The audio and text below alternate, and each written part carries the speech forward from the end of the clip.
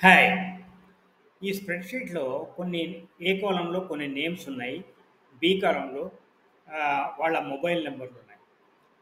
కానీ మన మొబైల్ నంబర్‌లో ఒక లాస్ట్ 4 డిజిట్స్ తప్ప మిగతా అన్ని డిజిట్స్ హైడ్ కావాలి. ఎట్లా చేయాలది?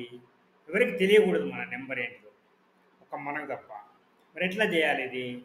అంటే ఫస్టు సి కాలమ్‌లో సెకండ్ సెల్‌లోకి వెళ్ళండి.